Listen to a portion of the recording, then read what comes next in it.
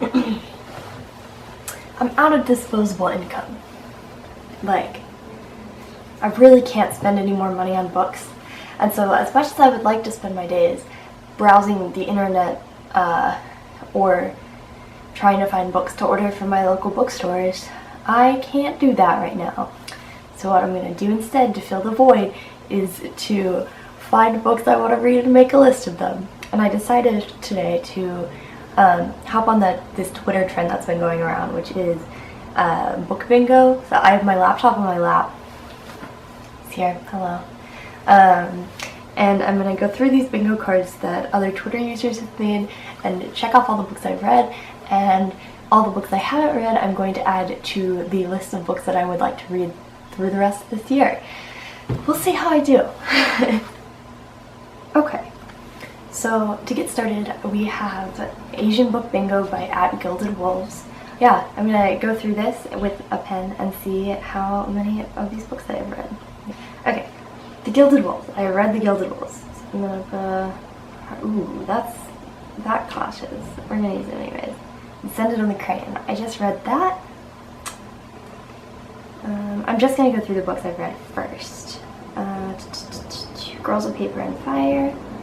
Ooh, that was a skinny little piece. I've read this one. Hearts is hard here. We Hunt the Flames on the bookshelf behind me. I haven't read it yet, but I want to soon. I haven't read the rest of these. I've read Warcross. I've read The Poppy War. That's an all-time fave. I've read Spin the Dawn. This is going pretty well so far. Let me see here. I've read Shadow of the Fox. Read that this summer. And I have read Blood Air. Okay. So of the books that are on this bingo card, so far I have read 8 out of 25, right? Okay, so that's like a third, approximately. So the rest of these books, I'm gonna have to go research and figure out if they are the type of book I would be interested in. So I am gonna do that extra step because I know that there are just some books that I'm not gonna enjoy very much. Like if the point of the book is very oriented around like certain topics like sex and drugs and alcohol, I'm probably not gonna like it very much. And if the book, like, I'm gonna look into some reviews and stuff and just figure out like, are there problematic elements that are gonna take away from my enjoyment of the book? Because if there are, then I'm probably not gonna add it to my TBR. So I'll do a second part of this, which shows you. I know already some of these are on my list. Like We Hunt the Flames behind me. I bought the third book in the Bone Witch series, and so I know I need to read book 1. I am really excited to read The Weight of Our Sky. I've heard really good things about that. I've heard really good things about Love Boat Taipei. I really want to read Wicked Fox and also Jade City. Those I've heard really good things about. I'm not so sure I want to read Legend because I've read most of Marie Lu's other work and I like it, but I think reading the descriptions of Legend, I would like it less. And so it's always been like one of those books that I know I'm probably not going to like as much. The Tiger at Midnight. Do I have that book? No, but I've been meaning to buy it. The Star-Touched Queen I've recently heard about, and I really am interested in that one. And then some of the others of these I'm not that familiar with, so I'm gonna go look up off screen and let you know the final listing. To the next one I have here, which is Sapphic Books by. Oh man, I wrote down her Twitter handle and everything, but here it is. So let's get started on this one.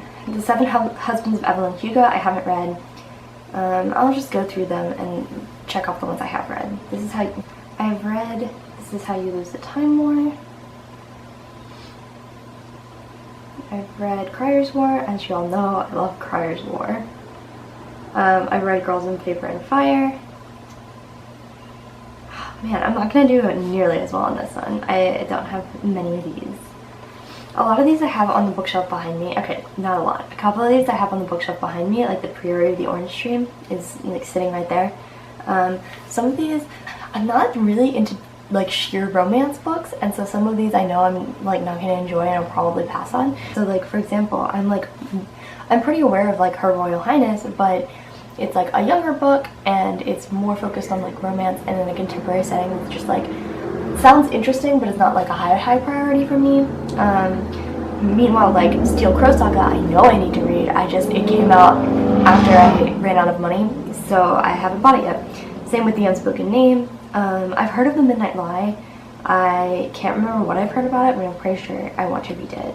Yeah, a lot of these I'm not as familiar with, so I'm excited to like learn about new books and figure out which ones should go on the list of books I'm going to read probably this summer.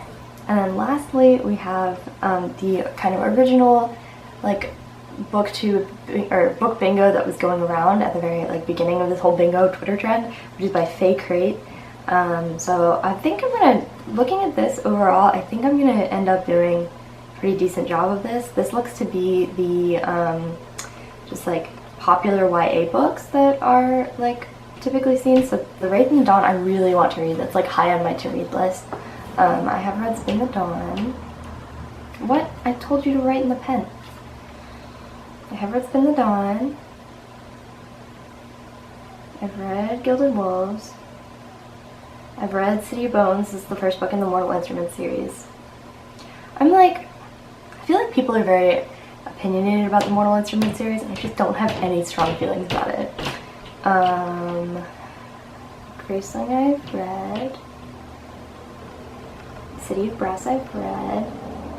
This is a Free Space. Number in the Ashes I've read. Children of Blood and Bone I've read. Warcross I've read. Okay. That looks like all of them. So let me go through these ones. I know right off the bat, because I'm familiar with a lot of these titles, that there are some books that I'm just not going to read. So I'm just going to tell you what those are right now. So The Wraith in the Dawn, like I said, I really want to read. Angelfall I'm not familiar with, so I'm going to go look that one up.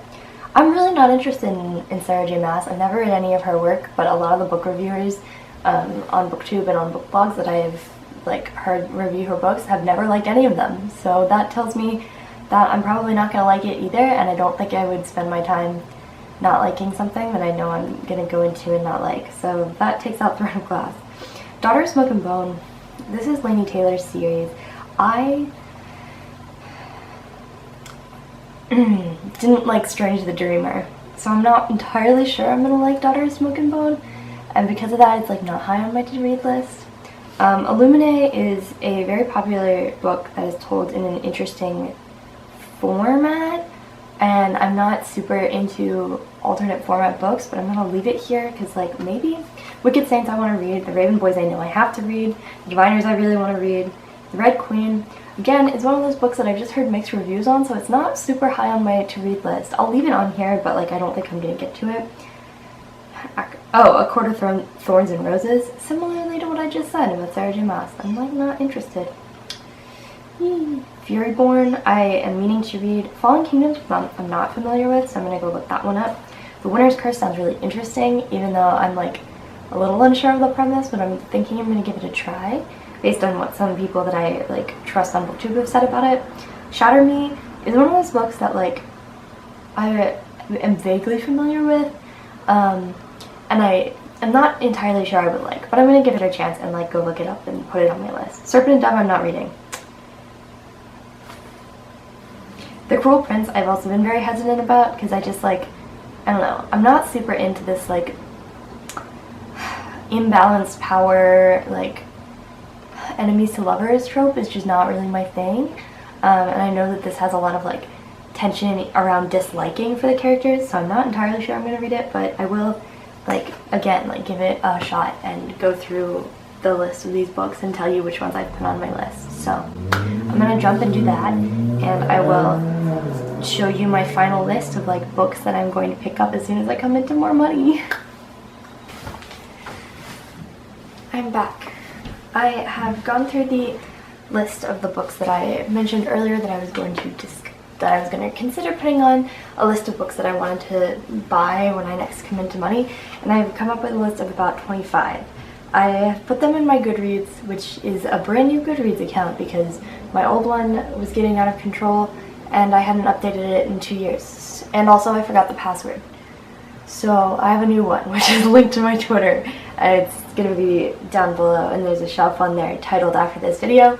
But I'm gonna just shout out a couple of like the top 5, I guess, or not the top 5, but like 5 books in particular on this list that like that either were on my radar, but I hadn't really gotten like really invested in picking up, or books that are like brand new to my like radar that I'm really excited about. So the first one on this list, which is also the first one on the list, is Our Wayward Fate by Gloria Chow. So this is about a Taiwanese girl who moves to the middle of nowhere Indiana and is one of 2 Asian students in the whole school. While she is there, she meets another Taiwanese boy, and they develop a friendship and something more. And her parents have an issue with this relationship, and it is deeply rooted in like their family secrets, and so the main character goes and finds all of like discovers her own family secrets while she's also pursuing this friendship with this new person, and adjusting to be in this middle of nowhere Indiana school.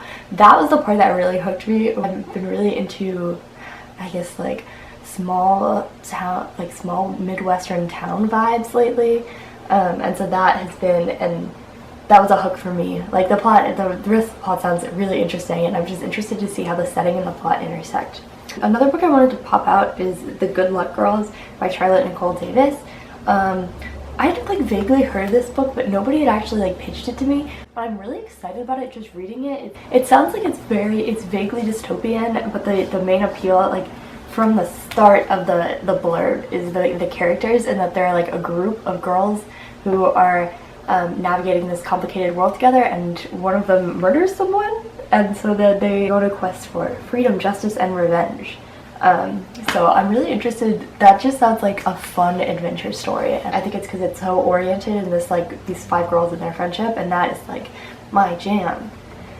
Alright, next on the list that I wanted to highlight. So I was interested before in The Star-Touched Queen, but I have reinvigorated my interest in reading this book. It essentially just seems like a court drama book, and that is something I'm so interested in recently, like the politics of fantasy worlds, and like putting characters in positions of power and then watching them grapple with like the secrets and the history and the complications that come with that power.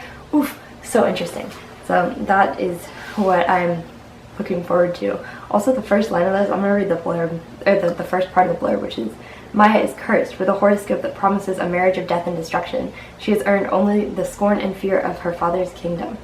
And then she becomes the queen and the wife of a major political figure, and I'm interested. The 4th book that I wanted to point out is The Library of Fates by Aditi Khurana. So this book is about a princess who finds herself like tossed out of power and in the company of only like a more like low-born. This blurb describes the secondary character as an oracle. I'm interested to see what that means in the context of this world, but anyways, and they go on a journey to find a like mysterious library that can apparently turn back time, or like bring the main character to her previous life. And you know, they go on this journey, and I'm kind of guessing where the story would go with that premise, but that just sounds like a really like interesting character journey to watch, and that sounds so interesting to me. Also, the cover is beautiful. Like, look at it. Wow. So the last book that I wanted to toss out as being like new to the top of my radar is The Patron Saints of Nothing by Randy Rebay.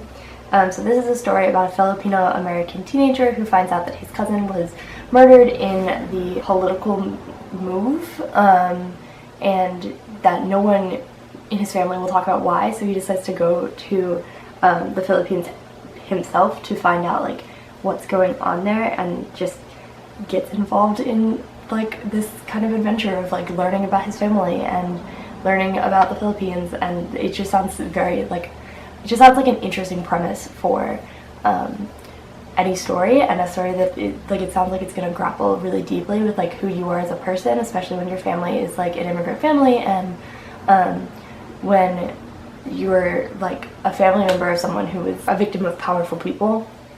And so that just sounds really fascinating.